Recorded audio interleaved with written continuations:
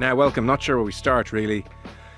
There are 12 teams left in the All-Ireland Senior Football Championship. Not a single one of those 12 teams is unbeaten. And this is getting harder and harder to predict, I think. Our GAA coverage on the podcast is with thanks to AIB. They're at the heart of Gaelic games across club and county.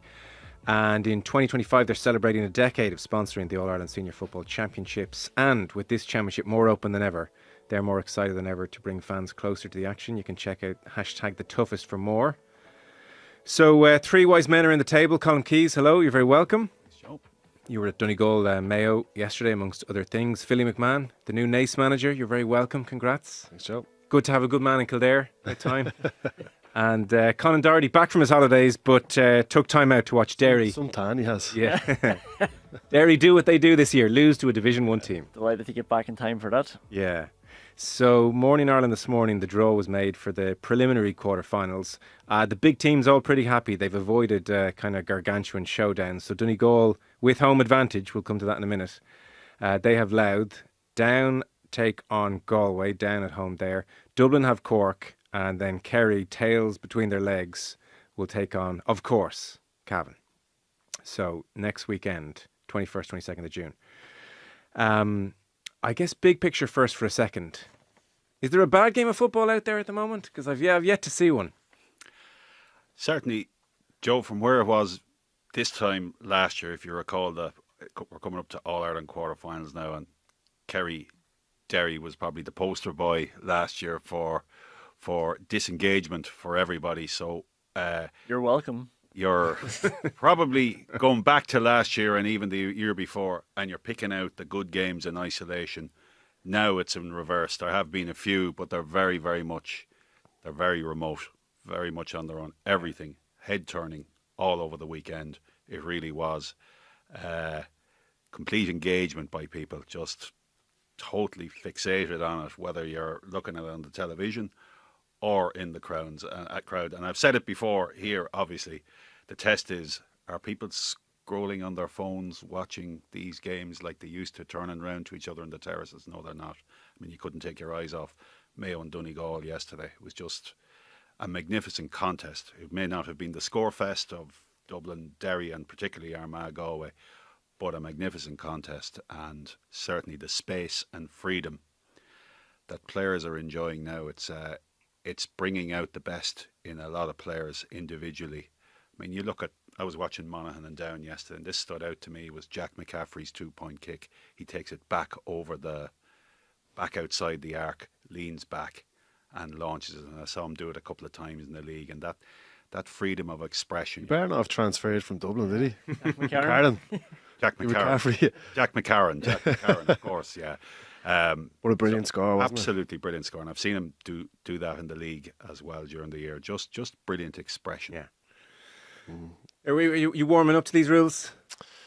Yes, I am. I a skeptic at the beginning. Kind of wanted to a little bit of it to fail, to be honest, because I'm kind of leave it to the coaches, leave it to the managers to do. But yeah, it's won me over. It's definitely it's been really positive. The next set of fixtures will be interesting. You know, I do still think there might be a little bit of a banana skin somewhere along the way. I don't know which game. But then I think the games after that, if it's going to play out the way you kind of think it is, and the favourites win the 4 games, you're kind of going, wow, the quarterfinals is going to be interesting. Well, if the favourites win, if Donegal beat Louth and Galway beat Down and Dublin beat Cork and Kerry beat Cavan, as you say, significant enough if, given the climate at the moment, then we do know Kerry would play Armagh in the quarterfinals because of previous encounters. So that's one potential. And Donegal can only play Monaghan or Meath at that stage too, if those happens. 4 teams. Yeah. So it is a bit defined in advance, a little bit. Will we start with Mayo Donegal yesterday? It was on TV. A lot of people would have seen it. There's a whole bunch of talking points from it. So I mean, let's work backwards. Jim McGuinness post-match, you were talking to him.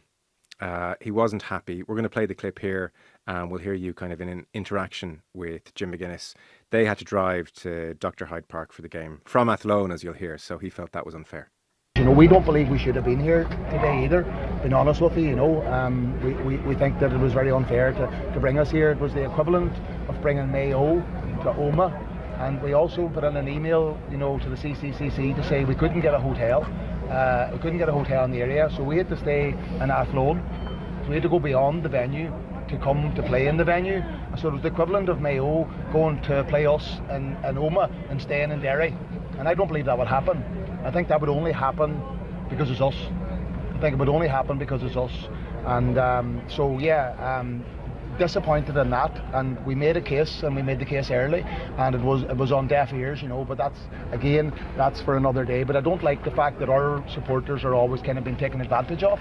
We've 7 games up to this point, nobody's played more games than us, nobody, and yet we had the longest trek, and all those people have to find a way to do all that, so Breffni was an option. They're going to say it wasn't. I know that Clonus was offered, and that was rescinded. All you're looking for is fairness, and the middle is fair, Jim, when you say because it's only us, it's us, what do you mean by that? Donegal. Why would you think that? That's probably a long conversation, Colm, that we would need to have, But yeah, we knew a month ago that it was going to be here, and we also knew we couldn't get accommodation, and we also knew that it was going to be difficult for supporters, and we put that case forward, and that didn't happen. If I don't say it, who's going to say it? Do you know what I mean? If I don't say it, who's going to say it?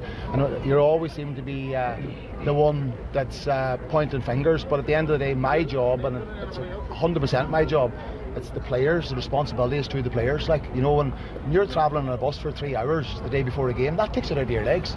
There's no way that's not taking it out of your legs. That's taking it out of your legs. And so, but anyway, we'll move on. We'll see what they say, which will probably be nothing, and we'll move on.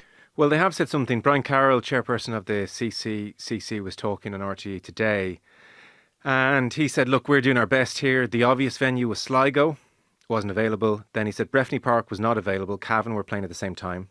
Clonus wasn't available because Monaghan were playing 2 hours earlier that same day, and Omagh wasn't available because Tyrone were playing at the same time. So we're doing our best, not much we could do. That was probably brewing for, as he said, we knew about it a month ago. Maybe he did, maybe he didn't. Maybe they had a suspicion about that it was Roscommon. Roscommon also hosted Mayo and Dublin in the last game there. So it's a venue that has size to incorporate, and there was nearly 19,000 there. With regard to Clonus would be a good distance too from Mayo. Yeah, check 2.5, 3 hours from Mayo. Yeah, and if you go the further part of Mayo, Belmullet. So Mayo and Donegal are big counties. It depends what point you take it from. Jim McGuinness made the point in that interview that the Mayo training centre, it's actually the Connacht training centre in Beacon, was 38 minutes. He had it specifically. He's not allowing for delays or getting stuck behind. 38 minutes he had. You checked that if you leave at midnight, did he? I don't know. But anyway, he had that specifically. So he was very, very much, this wasn't off the cuff. He was very, very much coming with this in mind. And 2 weeks ago, there was a lot of negotiation around the venue. What is and the issue of stewarding was raised. Okay, but you asked, it's funny, when I was listening to the audio, I jotted down the phrase, and shrewd journalist that you are, you were straight in with the question, what do you mean it only happens to us? Well, that stood out to me. Obviously, are you being victimised in some way, and why? Why would Donegal be singled out like this? I obviously don't believe there's a particular reason why Donegal, but Jim McGuinness and perhaps a lot of people in Donegal very much feel that they have been on the road quite a bit. They've been to a few venues in Ulster, obviously, and then they had to travel back to Cavan. So when you're coming from that part of the country on some of the worst roads that you're going to get, it's not a straightforward drive. Does that stand up to scrutiny to say, oh, it's because it's us, because we're Donegal? And when you said, but hang on, why? What are you getting at there? And he says, oh, that's a long conversation. Parts of Galway are further away to Cavan, where Cavan and Armagh were playing. But having said that, Armagh were in Sligo last year. They were also in Carrick-on-Shannon. There is no venue in equidistant from anywhere. You are going to have to facilitate and give and take a little bit, and perhaps the next time Donegal and Mayo play in a qualifier that requires a neutral venue, well, maybe it will be in Armagh or maybe it will be in Ulster. Yeah, That could so be. so that's what's actually happening here. Yeah, like, that do could you know what I be mean? the- He's the- putting the pressure trade-off. on for future games. I mean, he's been selective as well. Yeah, because parts you mentioned Belmullet. Belmullet's further away. Than, Well, I than actually Bundoran inquired and about Donegal. that. Belmullet, I think, is an hour and a half. Parts of that part of Mayo is an hour and a half even from Castlebar, which is an hour from Roscommon. So you have we're talking places in 2.5 Mayo hours. That's further away. You'll pick somewhere. I mean, if you take South Kerry to Tullamore, you're adding an extra hour on from Killarney to Tullamore. The furthest point from Meath, I'd say, from Tullamore would be an hour and a half. yeah. Maybe. I'm not saying An hour and 40. McGuinness should love a 3-hour drive. Like, I can understand the frustration, but it's the interesting point is it's because it's us, Phil. Yeah. That's what I'm getting at. It's because it's Well, us. As soon as I hear this, I can probably preempt that someone's going to go, yeah, sure, you never went out of Crow Park, really, sure up. But for me, I think if you go into the details of it, which the lads have, which is interesting, then there's something that comes out of that, which is, why is he saying this? You know, you can go into all the distances around the country and give facts around the distances and, you know, have an argument for every other county. But the facts are he's playing some sort of a game. I couldn't get my head around it. I couldn't get my head around, is he doing it to take attention off the players? Is he doing it to put pressure on the GAA? I couldn't get my head around it. He's done it before, in fairness to him. I think it may be the start of this year, or maybe it could have been last year. He was talking about the cost of tickets for the Donegal fans, maybe. I don't know if you heard that part, but it's a psychological game in a manager's eyes, I think, and I don't know. Like forget about the travel distance, but the hotel thing. Why do you have to stay over? Why couldn't you just drive down that morning and play the match like most county teams do? 3 hours in a bus, a lot day of a match. Again, I'm going to go from my personal experience. Again, I'll get abuse over the Crow Park thing, but we travel in the morning. We get up in the morning. But twice in your entire career, was it? Yeah. Did you No, go to quite a Armagh lot. when you went to Armagh to play Tyrone? If we had a game in Donegal, Kerry, or wherever it is, we wouldn't stay over. The only year we actually looked at trialing those. The hotel thing was with Pat Gilroy in 2010, and we done really well that year. And in the league, it was kind of, we were trying to get over certain teams and beat them away as well. And we actually went to the Regency Hotel at the time, and we stayed there, and there was a wedding. That was the last kind of hotel kind of game we stayed in. We were playing in Croker. We stayed in the hotel as a group, and lads were leaving halfway through the night because there was a wedding party on. Yeah. So we always would have got up that morning early enough and travelled where we had to But I can see and played the game. maybe a league match, championship match. I could see lads not wanting to be on a bus for 3.5 hours, Dave. Well, you have to change the mindset to thinking, this is what you have to do. You have to do it. Other county teams are doing it. So if you let it become an issue, it will become an issue. But it would go against sports science, wouldn't it? Sit down in a cramped bus for 3.5 hours. Not in relation to this aspect. You know, if you're arguing between Mayo coming to the game and Donegal, the distances coming to the game, like really, what are you saying Jim physically? McGuinness did make that point. He says that takes 3 hours in a bus. That takes it out of your legs. And there are parts of Donegal, and again, I will stress the roads, the transport, the network is not good coming from that. I know, but that part of the Give me country. give me research that says that happens. But the GAA aren't responsible for the Stop roads, halfway. though. No, they're not. You know, They're like not, it was this they're sense not. of being victimised by And the GAA. there is a sense that Roscommon is a little bit more advantageous to the main area where the support would be drawn from Mayo, which would be Castlebar, Claremont. I can't really say where it is, but within Sorry, within don't get me reason, wrong. this This was probably better for did Mayo. lead. Yeah. But it was the biggest venue available. If there was a stewarding issue in Cavan, and Cavan is still a fair distance from Donegal, as is Mayo, that would be further. Clonus was probably too far for Mayo, all told. Omagh, consideration, but Tyrone were playing that day. So there's a steward argument. Yet, Offaly were playing in the Tailteann Cup on Saturday, and there was a game going on at much the same time in Tullamore. So sometimes stewards can be available, but I presume that there was an issue about having the right amount of stewards for an 18, 19, 20,000 crowd. It's a good old siege mentality, I presume. You know, if you're looking at it, that's what he's fundamentally doing there. No, the Athlone thing is weird because that's close enough. Like it's not. I checked. It's so they would have had a 25-30 minute drive to the ground. Went to Derry is an hour for the record, so it's not the same thing as staying in Derry. I'd say 20 minutes, Joe. Why did you not have all these distances to hit him back with at the time? Google Maps. I went back up to Google Maps and started to run through it for Surely the question would have been, what's your logistics when you have to travel to Croke Park for an All-Ireland semi-final? I suppose Croke Park is different. Everybody accepts that game is going to be on. But look, bottom line is bigger, isn't it? But I suppose you've no choice. It has to be Croke Park, so he can't quibble with that one. There is a sense of rallying call, and the fixtures aren't out yet. But I suspect Donegal will have a Sunday fixture next weekend against Louth. That could be the fair enough. That could be the upshot of it. Who knows? Maybe there's design which would give them 7 days instead of 6. There's definitely a hidden agenda. Yeah. Well, in his book, he really lent into Donegal being treated as little Donegal. So maybe that's where because when he said because it's us as Donegal, I was like, people love Donegal. Like if this was Tyrone, I could accept somebody thinking that. But, maybe everybody's fond memories of Donegal, but like he did. And I remember specifically in his book, he just didn't like that they would just be sort of easy victims because they're little old Donegal, and he was really trying to standing up for them. Okay, maybe that's what it is. No, that's a good insight. Let's start with the game. We spent too much time on distances. So, Fergal Boland hits the equaliser. They've done it, and then Kieran Moore gets the ball and summons the energy to sprint. If you're Sean Morahan, do you dive on him, Philly, and just stop him at all costs and give Mayo a chance to reset? He caused way too much problems for Mayo in the game, not to be neglected in those closing minutes. His speed,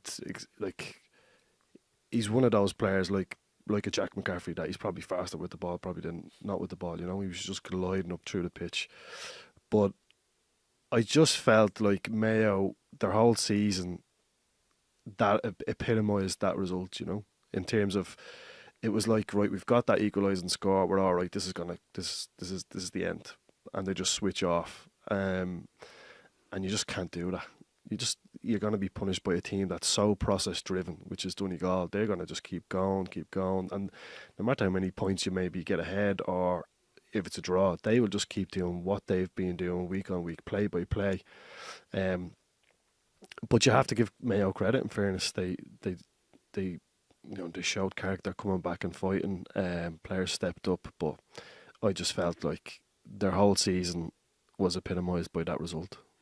It can't be a coincidence that they also lost the last kick-out against Dublin at the same venue in the same fixture 12 months ago, this very weekend, and Cormac Costello got the equaliser in last year's third-round qualifier, and that put Mayo into the All-Ireland preliminary quarterfinals instead of putting them in as winners, and ultimately derailed them against Derry, and they've been derailed again here by conceding the last kick out, not being able to defend against it. It's happened twice in very much the same circumstances. This time they're out of the championship, so can't be a coincidence. And it's the team that I've felt has had the best kick out strategy this year, and the personnel with Patton. Like his boomer down for the goal opportunity for McMurray was. I just went, oh my God, did that just land where I thought it landed? Yeah.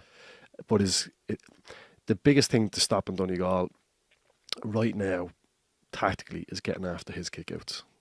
If you get after, you generally say, right, we cut the threats out. Okay, that's grand, and you look at Murphy and how he's playing and everything else. But his kickouts are it's a key origin to get on top of Donegal. And the big thing is, he's like Cluxton without the Israels years ago, where he has in his head multiple options. Most keepers go, right, I have one option, maybe two. When those options shore off, the good goalkeepers have another and another and another and another, and that comes from the movement also as well of the outfield players. But that's the way he is now with the new rules. Yeah. He's long, he's kicks to the wing, he's short, he's a mid-range. He's just, for me, he's probably being the best performing goalkeeper at the minute in this year's championship. Yeah, okay, interesting. Ethan Rafferty's coughing there in the background. We'll get to him. Well. He is close as well. How well, by the way, did Colin Reid do to get back and foot block? It was unbelievable. Oh, the pace of him and just the focus, just waiting for McBurton to pull the trigger, who waited for a while to pull the trigger. Because if he puts his foot too close, it's a foot block. Like it's beautiful. It was unbelievable. That was game over at that stage. Instead, they put themselves in a position where they had drawn If there was ever a time to say to kids, practice with your right foot, that was it. yeah, exactly. Just inside on left the foot. point of goalkeepers, the quality of goalkeeping been has brilliant. been just exceptional. Even Stephen Cluxton has come back, and he's been. We'll come to him. Yeah, he's been really strong. Shane Ryan again has made great saves. Ethan Rafferty is the full collection, but all round. it's Goalkeeper high quality. for down yesterday, Ronan Burns, superb. He really good, and of course Rory Began. So it's a really high standard. Your sense of the game being there, because at half-time, Donegal against the wind suits them down to the ground, play, controlled, 9 points to 6 up. Mayo kind of looking limited in terms of bodies who can kick points. Don't have that, that big running power we felt of yesteryear. It kind of looked like Donegal were going to win this by 5, 6, 7 points. And then what happened? I think there's an honesty about Mayo. Whatever else, I think they lack pace. I think they lack players that can break, like Kieran Moore that you mentioned, like Shane O'Donnell, players like that, Ryan McHugh. They can just go through a gap and suddenly they're by it. Mayo don't really have those players.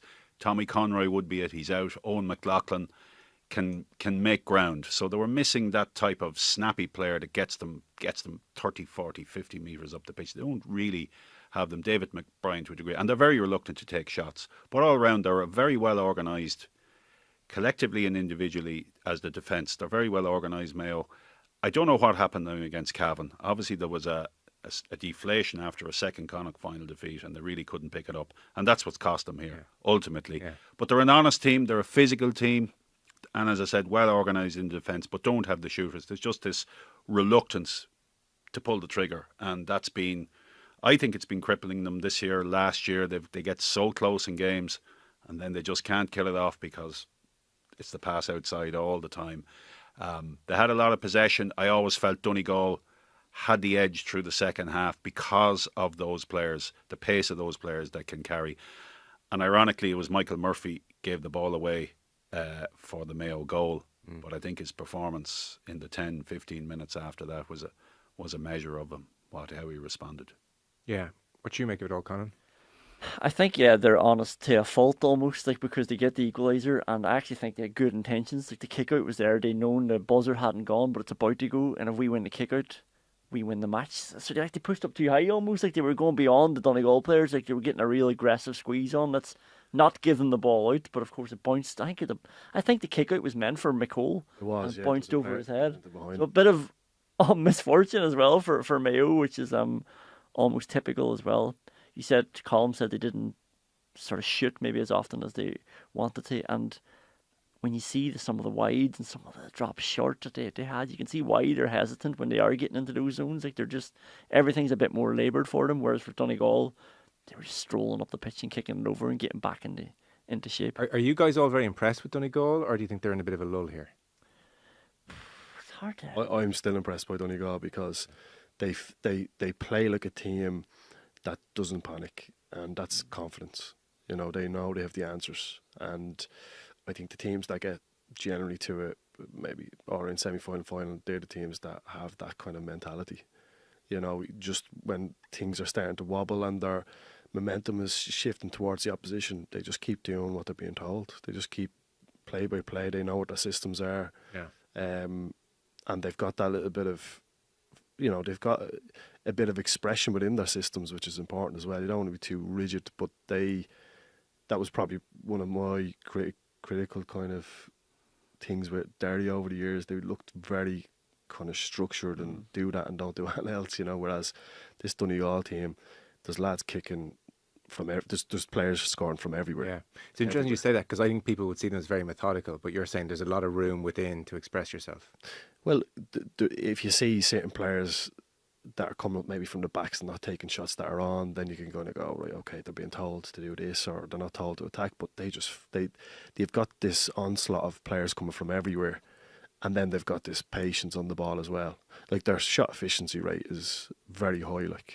It's what you need to be at to win All Irelands, Something rootless about the way they won that as well, because more could have been turned over and then you go and lose the game. It was just or they could have just kicked it at the time with the kick out, kicked it out over the sideline. They would have known a draw here is good That's enough what I to put mean. us into Like, second same place. position. How They ruthless. went for it. Yeah. Yeah, they went. And maybe teams don't. It's not Ireland and Holland all those years ago or anything like that. They're not playing. You don't have time to think. The mentality is just would not be there for Mayo either, because Mayo go collect that ball and they get up the field and they get a shot away, and this time it's successful. They win the game and they top the group. It's an enormous prize. Well, there was something. I mean, the hooter thing is kind of cool in Gaelic football now. Like when Moore kicks that point, 4 or 5 Mayo players just drop to their knees. It's like, oh, we've just been knocked out. It's over. Can't do anything. It's amazing drama. Cruel, but amazing. Before the hooter, that game would have been blown. The minute the kick out is airborne, it's gone. It's over. I mean, everybody happy with a draw. Same as maybe not so much the Dublin game, because that played on against Galway. But again, Tom Lahiff's winner. So we have seen winners in hooter time, really, really dramatic. And again, I think another introduction by the FRC that was widely questioned, but it's working. Yeah. It feels anticlimactic when someone kicks it out of play, though, out for a sideline. Yeah, but to end the game. that's the trade-off for the good moment. We had a classic match, and they just ran the clock down for 30 seconds and kicked it out. Now it's over, and there's no final say. It's just there's something missing there, just to give us that final crescendo. It's not possible to watch the full 70 minutes of this, but they were beaten by Meath, which is, I think, the most eye-catching result of the weekend. Meath have now beaten Dublin, Cork, and Kerry, so. It's not, completely unfathomable, but it was a whipping. It was a 9-point win, like 16 points to 122. And you think just a year ago, Meath were beaten by Kerry by 15 points in Navan. So it's an extraordinary turnaround. Kerry go back to Killarney next weekend, and Cavan will go down to try and put it up to them. Meath were without several key players as well, but the Kerry injury list is being much cited. Sean O'Shea, tight hamstring. He'll be back next week, Jack O'Connor said. But Paddy Clifford, Paul Gainey, Jimmy O'Connor, Brian O'Buglock, 1 or 2 others all missing. Nonetheless, this is worrying now for Kerry. Jack O'Connor said, it's a chastening experience. We were very flat. We were lacking energy. Meath had all the energy, all the aggression. We were passive. It's back to the drawing board. And conditions weren't great. He said that just exacerbated the fact that they were hungrier than us. There was a lot of breaking ball. We came out second best. What are we saying here about Kerry? Well, I'll give you my stat from it, Joe. It's Kerry's biggest defeat since they previously lost in the championship to Meath by 15 points, and that was 24 years ago. So it's quite striking that a big surprise, no matter how you frame the absentees, and certainly worrying from Kerry's point of view, because the depth, as a lot of people have suspected, is probably not in the squad. When you lose a player like Killian Burke to Australia, Killian Burke would have been midfield there last weekend. They're limited in that regard as they fall off the first 15. And I think this result proves that, of course, there will be a reaction. They will get players back. I think they'll beat Cavan, obviously, and for an All-Ireland quarter-final, they'll have more players back, but they're certainly vulnerable, very vulnerable at that point. Yeah, I mean, Tomas O'Shea is obviously on the show quite a bit. He said it was the same in his day. He thinks Kerry's route through to these big knockout games, quarter-final weekend in particular, leaves them so vulnerable. Hates it. They're never road tested. They don't get enough big games. And you think if Cavan go to Killarney, that should be another routine win for Kerry, should be. And say they end up with Armagh. Look at the 2 routes to that point. Look at the road testing one team has had. And Kerry are like, we've never practiced any scenario where things aren't going well, really, bar against Meath, and it didn't go so well. But they don't know where they are if they're in a quarter-final. That's a reason why Ulster's getting so strong, because the sparring partners are getting better all the time and the routes are getting harder. So for me, I was kind of saying the best time to catch Kerry is after the group stages. But obviously, I was a step ahead before that. Was the time to catch them. But I still don't write Kerry off. Because they're so good and they were kind of going through an easy pathway. Probably people were thinking, it's such a big defeat that's they're gonna struggle. But Kerry will use this game. First of all, it's a knockout, obviously, but they'll use this game to learn from what they were poor at against Meath, particularly defensively. So, because Kerry traditionally is an expressive cultural team that is just offensive and skill, and we create this game and stuff like that, you're kind of saying to yourself, right, even if the defence isn't poor, we can get after the defence. But it showed that they have weaknesses in their defence. And for me, no, they're not really going back to the drawing board. Let's be honest. They just need to tighten up defence and concede less, and basically think that they're going to be playing Armagh the following week but they're playing Cavan. They need to change the colour of the jerseys in their head, that they're playing against orange jerseys instead of blue, because at that stage, that's all you really can do. You have to play at your own standards, because you don't know what's coming after. In terms of you'll know the team that's coming after, but you mightn't know what the performance is going to be like. So you have to be that paranoid in your weeks and your build-up and whatever's in front of you to be constantly at the highest standard possible. But maybe a bit of complacency set in, because they have had it easy. Well, I think that ties in with what O'Connor's talking about as well, where he said it's just about hunger, winning the breaking ball. Like, it's really interesting. Previous to these rules coming in, we were not talking about the game this way for the last 25 years. And Tomas and I were talking about it last week, that it's sort of like unsatisfactory analysis that we're previewing a lot of games and saying, well, let's see who wins the breaking ball in midfield and who sort of wants it more. And it sounds like the most cliched drivel that, is just of a bygone era. But like, the more I'm watching these games, Meath against Dublin, like ravenous for the breaking ball that day, won it. And O'Connor here is citing Meath winning all the breaking ball.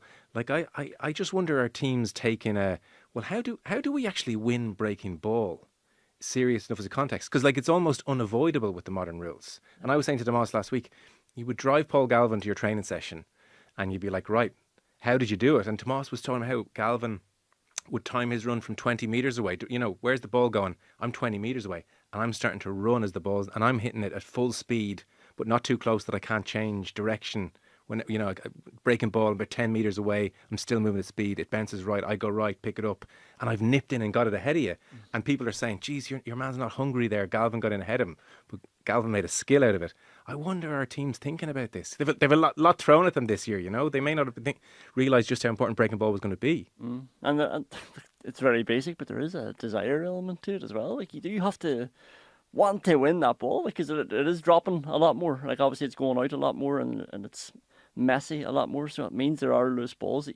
Even if your skill doesn't pay off, because sometimes the ball could bounce somewhere else, you have to want to get on top of it. There's one of the hardiest players I've ever seen play for Derry, Pádraig Kelly's Lochneil man, and he's a real, he is just so hard. And he would mark me one night, just Friday night down in Lochneil, and I didn't get a ball off him.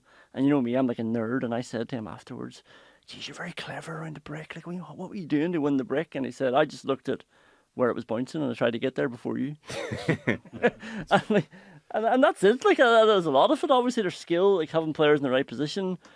But, like, you have to want to get the balls. Yeah, and I think it suits the underdog as well. Yeah. Like, I just think Kerry in their heart of hearts can't fight for a ball the way Meath want to fight for a ball. It's very hard to get yourself up to that level. Now, against Armagh, probably a different story, adrenaline and fuel and everything. But I think it even suits the underdog fighting for a ball. I don't buy the Paul Galvin thing right away. Do you not? Unless a player's breaking it down to you, like, it's very hard to determine that. Like, it's, and what, like, is there other players not thinking that way? Well, I'm sure he there just are. timed his run. Well, do you know what I mean? Like, so for me, it's very unconventional. Of course, there's a bit of courage and desire to it. Like, skill wise or structurally, yes, you can talk about numerical advantage, getting numbers around the ball, but when that ball's in the air and it breaks, you might as well have a rugby ball. You don't know where it's going, unless a player purposely taps it down to you. But you're going to have someone competing against you. So look, he could. It's very hard to lay it out on the table. Like, he didn't win 80%. He didn't win 80% of the balls he went after. But Tomas was saying that was his technique. He'd start the run from way out, and he would time it that the ball is hitting hands, and he's maybe 10, 15 metres away at that stage. And then it gives him time to react. But he's moving at speed already. He's not on his heels. But again, it's not perfect. He didn't win 8 out of 10. So many variables, though. I know. So many variables. And to say, well, that was because he made his run. And, of course, that's what he was thinking, I'm sure. Really standing under the ball.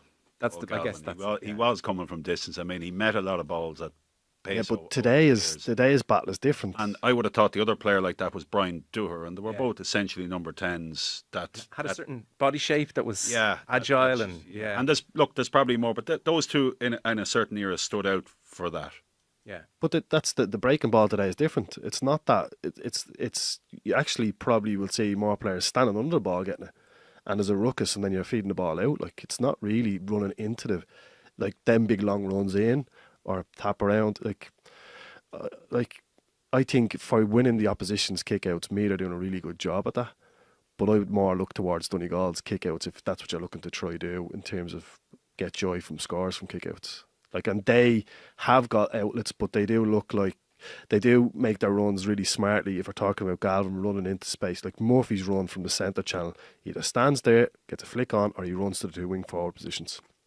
But Meath, what I like about Meath in terms of it's the opposition kickouts, how dominant they are, and that's a psyche thing. That's them saying, no matter what, if the ball's kicked out from Cluxton or Ryan, we're either going to break it back towards the goalkeeper, which you can plan for, which means everybody getting around the ball, or we're going to try win the kick out. That gives us energy. That's really all you can do. And where do you think, quote unquote, hunger comes into it? Which again is it kind of well, you'd see lads that have a bit more balls than others. Let's be honest. You'll see lads that put their hands into.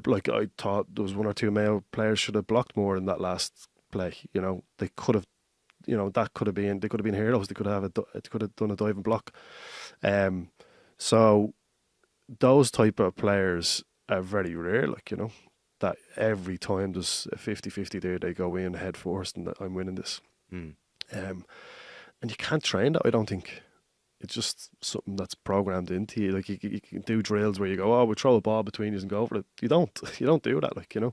So it's trying to figure out who those players are and where can you get them around the break and having the big men there as well. But there's very few of them are out there, I think. Yeah. I think two pointers are a big factor too. Not the biggest factor, because you look at Dublin, who have been out 2-pointed in all their games, and here they are in a very, very good position now going into the latter stages. But Mayo have one of the lowest 2-point yields of all. But Meath, Monaghan, Armagh and Tyrone, they all have recognised kickers from distance and are willing to shoot as well. So I think that is a factor, not the biggest factor, but a factor nonetheless in the improvement, and certainly in Meath and Monaghan to get to top the groups. It has helped them, and the statistics would back that up. And I'm not saying breaking ball is everything. I'm just saying it is more of a factor in these rules than it was the previous 10, 15 years. We'd stop talking about breaking ball. Yeah, you're saying you have to want it, Joe. Well, a little bit. That's what we got back to now. Honestly, when we previewed Philly's great Dublin side all those years, never once were we like, and what about the breaking ball? Yeah. That's now a thing, Yeah. The fixtures are in, by the way. This is breaking news, which is not breaking if you're listening on a podcast. Would you believe Donegal have a Sunday 4:00 game? There you go. Well done. Well done, Jim. I can't believe it. Play the Stormer. CCC, just get him a Sunday game. Surely somebody in that room was like, no way. The hell with him. Give him a Saturday game. Whereas Saturday, the other team who had to drive 3 hours there and 3 hours back, Kerry, are straight out on Saturday 3:30. That's tough on Cavan, obviously playing on a Sunday, so that takes off. But look, it's hard to it's hard to square every circle. Once Jim's square was circled, that's okay. There are. Well, he made a little bit four of the Sundays very late. He's going to have a shortest turnaround now to the next week. It's a 6-day turnaround for Cavan to go down to Killarney, so that's effectively a 5-day turnaround to head off down. And their first out 3:30 Kerry Cavan. Dublin Cork is on at 6:15 on the Saturday. Sunday on the Saturday. Sunday down Galway is 1:45 and Donegal Louth is 4. All of those games on GAA Plus. Look forward to that. Look forward to that debate later in the week. Here's the topic. So Dublin Derry. You want to talk kickouts? Dublin won 10 of Derry's kickouts, and then of their own 21, they only lost 3. That's fairly phenomenal going. Yeah. That's more than just wanting it more. That's a team who are getting on top of the new kickouts, I would think. That's a 6'7" man wanting it more in the middle of the pitch. That does help. But you consider how Dublin were cleaned out against Meath. I suspect Cluxton went away. Philly, you'd have a sense of this, and went into some kind of John Nash Rain Man mode and made all the calculations and said, okay, I got this sorted. Brian Howard. Yeah, well, it's a combination. It was a combination that day, wasn't it? It was the kickouts and winning the ball out there. Who wanted it more? He wanted it more, yeah. It was just the look. But he's got really good options when he's got the full team there of players. That he's got Con, Kilkenny, Howard, and O'Coffey Bourne is the big target man. When he has the array of those players, it makes it much more. The probability of retaining possession after the kick out was much higher. O'Coffey Bourne for me has been brilliant, particularly the last 2 games. And Dublin need that, They need someone to step up with Fenton stepping aside, But ultimately, you're right, Cluxton would have been, after that game, kind of gone at that hyper kind of analytical person and would have looked at every angle and he would have had the lads do that as well. And I'm sure they've got loads of lads there, leaders there that would have went after from the outfield point of view, Yeah. It's a big aspect of the game.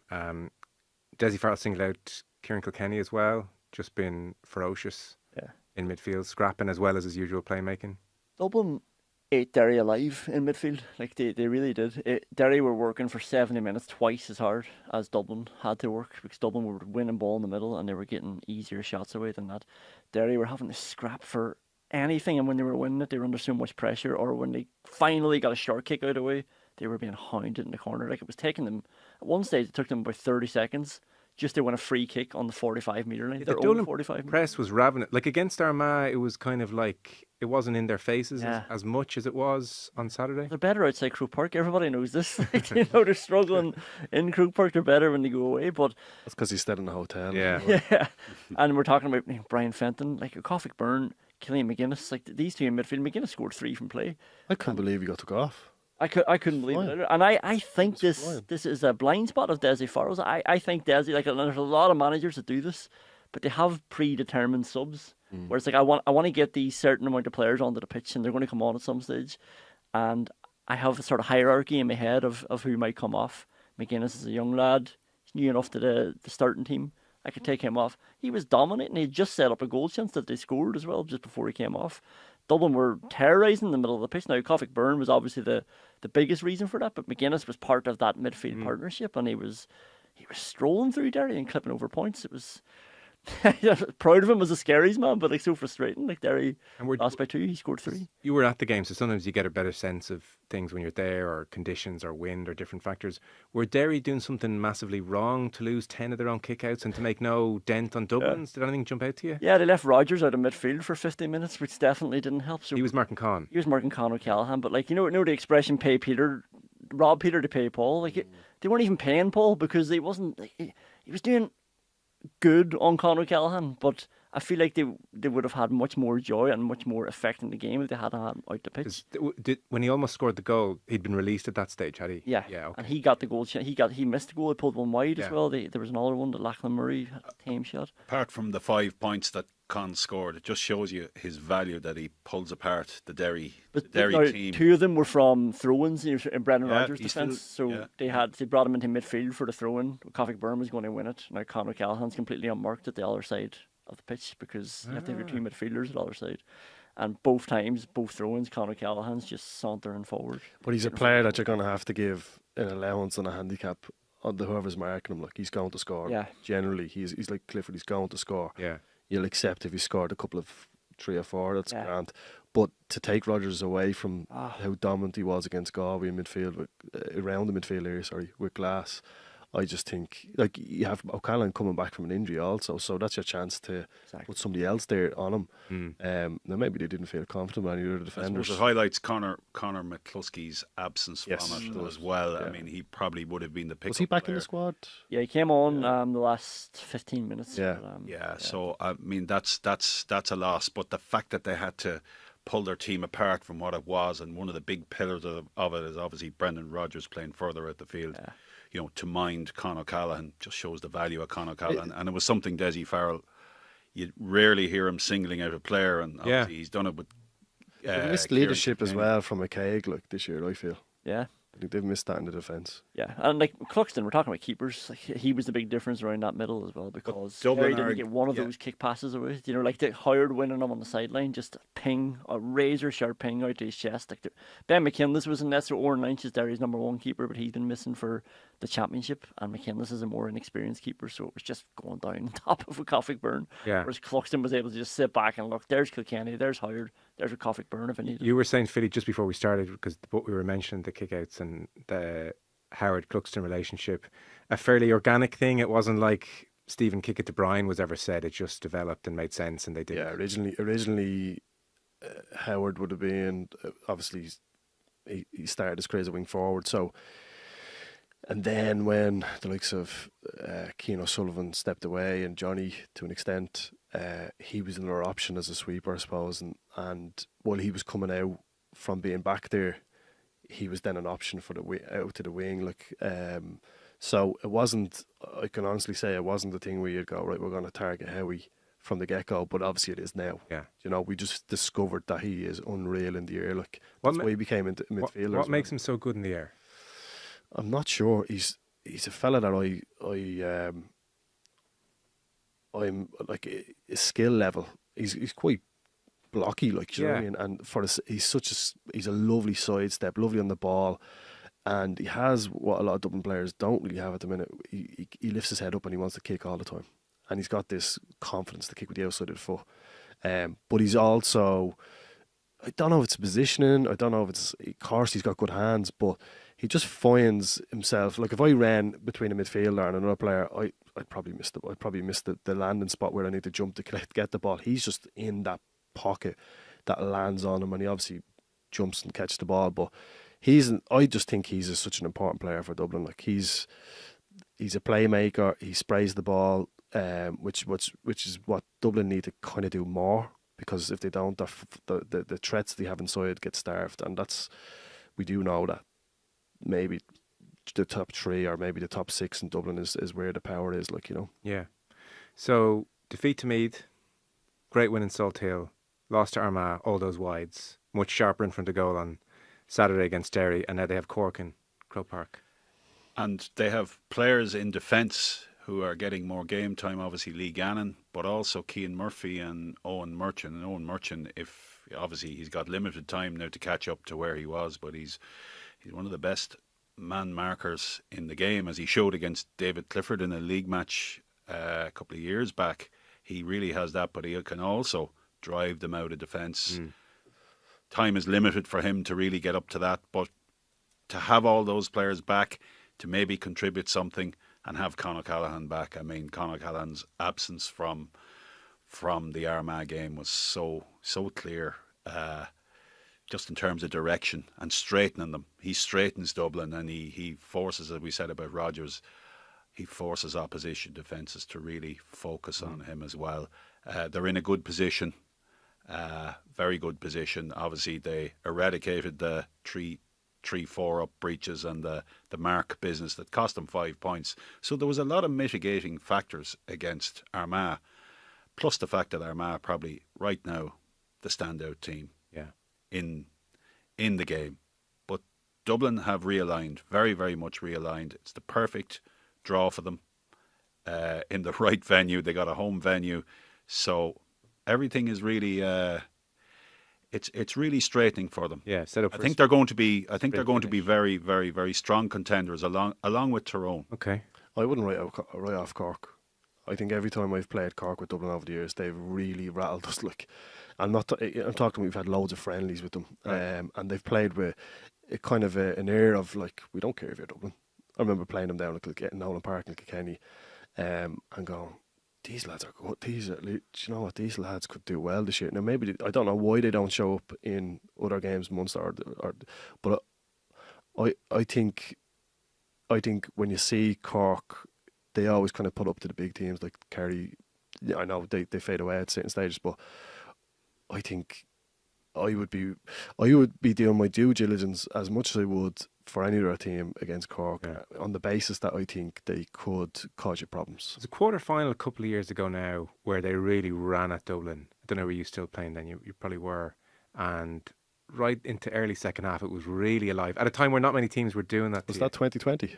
Yeah, it could have been. It was a nice sunny the day. Year they won. It was 5 goals went in one quarter-final, and then I think 3 years ago they beat them. Conor Callaghan actually wasn't playing then either, but Dublin probably beat them. I thought they beat them easily now without. Could be misremembering, but they just don't play like you. Like Dublin have beaten other teams comfortably, and they come up against them other teams, and those teams you'd feel would have a kind of a psychological scar of like, we're playing Dublin here. So there's a time where you go, right, okay, put them under so much pressure that they go back into themselves a little bit. I don't really see that in Cork when we've played them. Okay. I have to say, Cork have one of the best midfielders around, Colm O'Callaghan. Every time I watch him play, really, really impressive. He's a ferocious competitor. I would doubt that they have what it's going to take to beat Dublin up front. We mentioned poor matches. One of the poorest matches I've seen was actually Cork involved in Meath. It was a wet enough day in Navan. The first round, it was really poor. One of the few poor games there has been, and Cork were not good that day. They were obviously in the first half against Kerry better, and they were a little bit better again against Roscommon, and that's driven largely by O'Callaghan, he really is their driving force. But I don't see them having firepower inside. Brian Hurley has come back. He missed the Meath game, but I just don't see Cork having that necessary firepower that Dublin can provide. I sort of think all sports really trend towards like being more aggressive. Will we get a pretender here in one of these 12 who's an underdog like Cork who will say, lads, today's a day for 2 pointers, 2 pointers, 2 pointers, 2 pointers. We're going for broke. Like if you're going to spring a shock, that seems like one of the better ways to do it. And I haven't seen a team yet who've, in a very naked way, just gone after 2 pointers. I think we'll get there eventually in the next 4 or 5 years. Like what I mean by it tends towards aggression. NBA 3-pointer comes in. Steph Curry is the natural conclusion. Golf, there used to be a take your iron, find the fairway. Now it's bomb it down, gouge it out. Snooker, break building, 147s. I sort of think in 10 years' time there will be like just 2-pointer specialists. There'll be 6 forwards and they're all 2-pointer specialists kind of thing. Well, I was down in Newbridge. I was watching the Kildare and Offaly game, so I missed the Dublin game. And I was afraid actually saying this because I've actually forgotten the guy's name. But there's a guy, the midfielder off Offaly, and he kicked two scores in the exact same position, and two pointers. Sorry, yeah. And every time Offaly were attacking, he was going over to that section. Okay. I was looking at him going, right, this is good. Like, because you can have other players. Well, I don't see any other player. You see the 3 pointers from Steph Curry. He's going into position and then he shoots from the angles, whatever. But in Gaelic football, it's finding your sweet spot. I don't see a 2-point specialist all around the arc. I just see them in the position where they're going to get their 80%. Well, I mentioned him at the start. Yeah, Jack McCarron. He's a 2-point specialist. To my mind, I think Rian O'Neill, those players that can sit back. Rian O'Neill did it against Armagh and against Dublin. And he launched, yeah. Or he did it against Dublin. You could see him sitting back as the move developed ahead of him. He sat back almost like an out half waiting for the drop kick. And Jack McCarron is like that too. So I think there's players there that were always great long range kickers, but now they're reading the play ahead of them. Yeah. And they're sitting back, and there's more like that. And I mentioned Monaghan. Monaghan obviously have Rory Beggan, that that exocet. What a piece of artillery his right boot is in this game. But they've lots of 2-point kickers. McCarron being the best of them. And I mentioned Meath, and Michael McKernan, who went off injured for Tyrone. He's a 2-point kicker coming from distance, as is Peter Hart. So. Yeah. The teams that are already qualified actually are some of the best exponents of it. And I think it will develop more through the players that are already there. Yeah. Good point though, Joe, because like back in the last few years, if you were coming up against a team that we all knew you were probably going to lose, the wisdom was like, let's get behind the ball, let's keep it tight, let's try and stay in the match, keep their score down and we might have a chance. If we're coming down the stretch and there's only a score in it, we have a chance. Whereas now you can't do that because it's 11v11, there's more space. But you have this option then of 2 pointers. What popped into my head was against Kerry in that rainy game at Porky Queeve. Cork kicked some great 2 pointers at vital times and it kept them in the game. Yeah. So just think, would you be saying, look, we're against Dublin at Croke Park, saying to your half back line, saying to certain midfielders, will a manager go out there and say, I want 2 pointers and let's work on some routines? And if we miss half of them, we're 100% from shooting because we're getting... You get the other 50%. Yeah, it's true. Yeah, I just think it would be nice to do that, but I don't think it's the reality. Like, I think it's one of those things when someone misses a 2-pointer that you want to get the next score. You don't want to risk the lower probability, which is a 2-pointer. As in, shit, we've just missed 3 2-pointers in a row, and like if I couldn't see you going in at half time and you've missed 2 2-pointers in a row and going, should we keep kicking 2-pointers? Like, it's not going to happen. Like, so I think it's one of those things where if you've set up something and it didn't happen, as in if you set up a play where Rian O'Neill is central to and everybody's moved a certain way, and they haven't done it, then you'd be saying at half-time, did you not see that was the play there? Why did you not do it? Or you kicked it and you missed. Great, we tried that. We've worked on that in training. But just going out and saying, let's go 2 points. Oh, no. Would give a licence that would be crazy. No, I think catastrophic. To be fair, that'd be a fairly agricultural way of doing it. Everyone go out, shoot 2-pointers, see what happens. But it'd be great, and it's going to happen. In 5 years we'll be there, but someone's going to get there first where they've got X number of routines and they kill you. People aren't loading the D yet. I know defenders are covering there anyway, but like you have the opportunity of moving 5 random guys into the full forward line and then having your scores out around the arc. Like it's impossible to mark. Well, it would feel very hard to mark everybody, every scoring threat out around the arc there. The question is, will there be a 4-point goal Wow. in 5 years' time? That's or a maybe great 1 year's question. time? There might be one next month, the way it's going, Colm. They might decide to change it mid-championship. I thought if teams, does anyone think it's of value? Because I think there's... I think organically, Colm, it'll get to a stage where you will have specialists that will kick the ball for 2-pointers, and that will draw out the defence. Like already you're seeing little kind of teams being coached in a way that they want to have men deep and pop that ball into that area in front of the full back line and just in behind the wall of the defence that's on the arc, which means they're trying to get that ball in but obviously get runners off to get scores.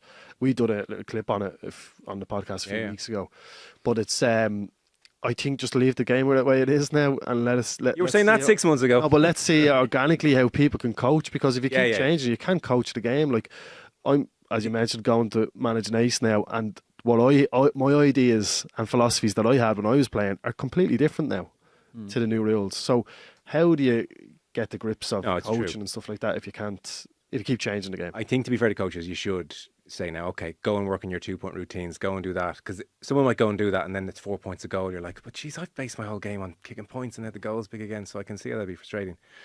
Just to wrap up, Armagh Galway, the other game in that group, Galway from 14 points down against Armagh, came back to win. Paul Conroy on the bench, they'd change a goalkeeper. Ethan Rafferty was amazing, 2-pointers, outfield contributions, and just, if we're here in a month's time and Galway are All-Ireland champions, we may pinpoint this as that was when Shane Walsh started to click and it started to happen. He had 9 points, 2-footed, like body looked good, for the penalty he won. There was hard running. He missed a few and then he came back again to do what Shane Walsh does, so he had a short memory as well, which is important. So, Galway just all year, it's like you've been waiting for them to kind of click, and now we're like, it's now or never. So I guess signs of life-ish. 14 points down. There's a lot of chopping and changing before games and even during games. I'm not sure is there a manager to make a decision, a snap decision to take a player off or put a player in. Quite like Pádraig Joyce, he will make an instant decision. He has a lot of choices, but sometimes too much choice can lead to you maybe not getting your best team. It's hard to know what Galway's best team with form. You expect Conroy, but Conroy in the previous 2 games against Dublin and Derry just wasn't having it. That was a dropping, not a resting. He was left. I think what Pádraig Joyce was, they said that they had a conversation. He came on and he made an impact. Matthew Tierney had been going well earlier in the year, taken off and then put back in again. I was probably surprised Shane Walsh didn't step up to the second penalty in some regards. I don't remember him missing. Obviously, Tierney and Finnerty, I think, scored penalties against Armagh, against Ethan Rafferty 3 years ago. So had they got either of those penalties, I think their passage would have been easier. But it did really revolve around Walsh and Finnerty. Yeah. Rob Finnerty has been very good for them this year. Dylan McHugh was one of their top players last year. He hasn't really fired. John Maher got into it in the second half. It was a real rallying performance. He's a real leader, isn't he? He got his goal and he made a brilliant block at one stage in that game. And they really did dig in from 10 points, I think it was, down. Armagh were at their ease, and obviously Ethan Rafferty really, really was running the show. And I think those 2 wing backs who didn't even make the starting team last year, Jarlath Oak-Burns and Ross McQuillan especially, have been terrific for them this year. And they didn't play Oisin Connaughty, and they didn't start play Rory Grugan either, so they tinkered around with their team. But I think Galway have to go and find what their best form team is. It sort of feels like all year they've been trying to get going, and if it was April, you'd be saying to Galway, okay, it's starting to come together. I just worry they might run out of time here in trying to get themselves going. Yeah. And I'd say the frustrating thing for Joyce is that they have all those players, and they have all the options that Colm's talking about. But I remember the year they got beaten by Kerry in the final. Finnerty, Comer, and Walsh all had great seasons, but they never seemed to click together in a game. It was always one of them starred in a match, and then the other one it would take turns. And like overall, then they all had a very good season. But if they could just do it together, like so afterwards. Pádraig Joyce was asked about Shane Walsh, and he said it was a long time coming. Like that's the sort of straight talking you expect from him. But it has been, you know. And he's thinking Finnerty's at the pitch. You get to the pitch now as well. He's been trying to like nurse Walsh into the season, you know, because he knows realistic. And even though the question he hates most in the world, Philly, is Walsh and Comer, and he's like, look, 13 other players, etc. But deep down, he knows. Yeah, they haven't clicked. Like you just want them to get on the pitch together and light it up, you know. They have that option of this ballerina of a footballer that just balances left, right, and he's such one of those players that you pay to go in and see in Walsh, and then Comer, this beast, the opposite, Beauty and the Beast we call him, this beast that you get the ball into and he could cause havoc, like, you know. So I do have concerns of Galway, like, you know. I kind of, if this doesn't happen, like 2 years in a row in the final, but if it doesn't, you know, happen for them this year, which I don't know, I'm probably on the fence of saying I don't think it will. Yeah. What happens next? I think Joyce is gone. I think Joyce walks away, doesn't he? I don't think he gets pushed now. I don't. He's earned the right to walk, like, but he earns the right to walk. Yeah, but I don't know. He will have to ask the question to himself: have I brought them as far as I can? You mentioned Shane Walsh having no memory. Did you say short memory? I think that's very very very true, because he was lining up a 2-point free. I think he was going to kick it off his left at one stage, and he went for this bizarre crossfield pass that went straight into the hands of an Armagh player, and they scored a point. So you could say, did he convert it? It was a 3-point turnaround. But it doesn't bother him, because he goes out and he lands the equaliser, and I think another point from play in between. He's in that stratosphere with Derry McConnelly. I remember Derry McConnelly doing the same thing a couple of years ago, sideline.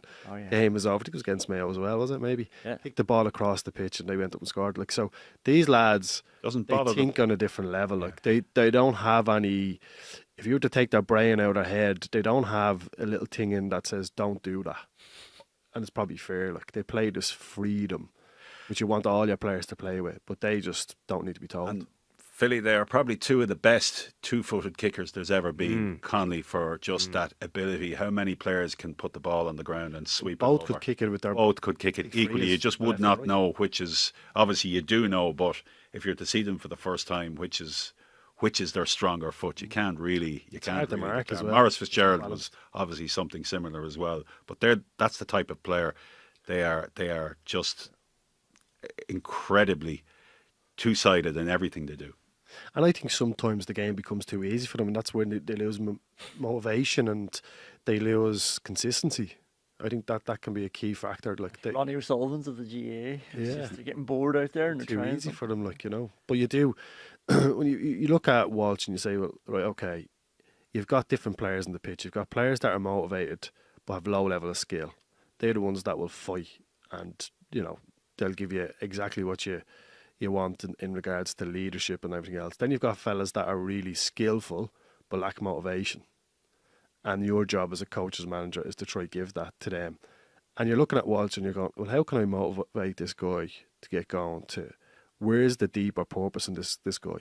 Do you know that's the key? I feel with him, his body's deserted him a bit. Like, he was seriously pumped when he landed the equaliser. You know, he's obviously, it was controversial, transferred club to try and further his inter-county career in many ways, and I'm sure it was nice to win All-Irelands as well at club level. Like, would you say he's unmotivated? Is that a bit harsh? He's not here to defend himself. I don't know if we can definitely all agree he's unmotivated.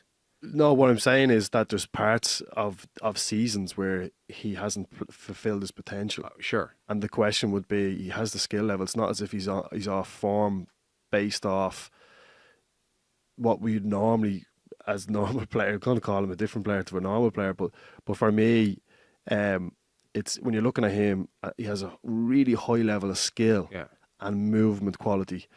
Then what's the problem then? Injuries, yes, he's had them. But if it's not that, then what is it? How do you get the best out of your best players? That's difficult. I think sometimes we expect too much out of from talent, and that's not just in Gaelic football. You expect Rory McIlroy every time to go out and perform.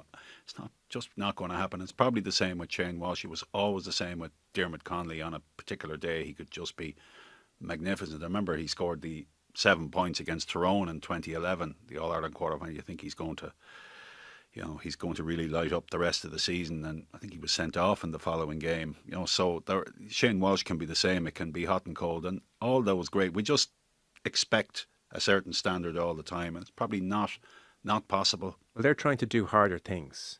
So like a hard worker who's trying to be a good worker bee, it's just easier to execute those things. Shane Walsh trying to win a game, he's often been double marked. He'll have to solo down the left-hand side and kick one off the sideline off his left foot, and he makes a mess of it, and we're saying, but like, he has to try things as well, That I give those players huge amount of forgiveness. Now, I think that's what that separates a little bit of why Conor O'Callaghan's up at the top, because he will have that mentality that if it's not working for me today, I need to change it up and do something different for the team. Yeah. As those lads will keep trying things. The mercurial stuff. Yeah. Conor O'Callaghan doesn't. He knows that he has another option then. Yeah. I think it's different levels. Like, it doesn't seem to miss Sailor Conor O'Callaghan, which is. I think he's one of the most efficient players there's ever been. Right. In the GAA in terms of efficiency and game management and doing the right thing. I would agree with that he doesn't try what's not on. He's a very practical player. Yeah, if you think of the two of them, the Con highlight reel is shorter in just what's in the memory bank than Walsh's. I just think it's not as fancy, maybe. Yeah, that's what I mean. But there's things he's done, like the catch I don't know which game it was again, but he caught a ball in midfield. Was it Roscommon? Where his leg nearly came out of its socket. It's funny, that's my main memory of him. And he gets up and he runs the whole end. Tyrone goal as well. Well, I would have thought the Tyrone goal and then the Mayo goal in 17. Yeah, both those 17 and the 2 goals he scored against the 2 goals he scored off Lee Keegan in 2019. I mean, that's it's great, pretty decent highlights reel. Yeah. But he's also the most, as I said, to repeat it, the most practical, efficient player. Sure. But you're touching on a cultural thing in GAA there as well, where we. Absolutely. 100%, I think it's the Irishness in us. I think it's that kind of like, we're suspicious of a Shane Walsh. And you hear it on sidelines and in stands where it's like, why did he kick that away? And it's like, well, because the last 2 kicks set up a goal. Like that, we were happy when he did that, but as soon as something goes wrong, it's like, what is he doing giving the ball away? Because we're not at his level. Yeah, and if everybody did what I could do, the ball wouldn't go anywhere. Like, we'd just be recycling constantly. Good hand pass, Conan. Exactly. We got to wrap up. So 12 teams left. This amazing season is reaching a brilliant climax. So 4 games next weekend. Colm Keys, thanks very much. Thanks, Joe. Philly McMahon, great to have you in. And Conan Doherty, commiserations. Good to have you in.